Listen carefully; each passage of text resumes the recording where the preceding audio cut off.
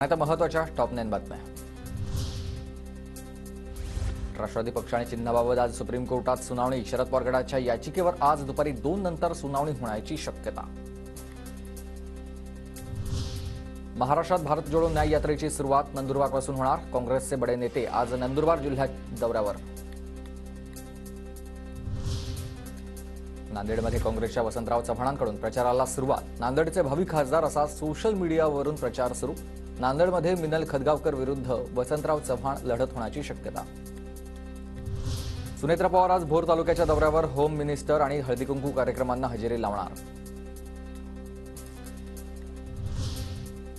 निवडणूक रोखे प्रकरणी आज सुनावणी। सर्वोच्च न्यायालयाच्या 5 सदस्यीय घटनापीठासमोर सुनावणी होणार। गेल्या महिन्यात योजना बंद करण्याचे दिले होते आदेश।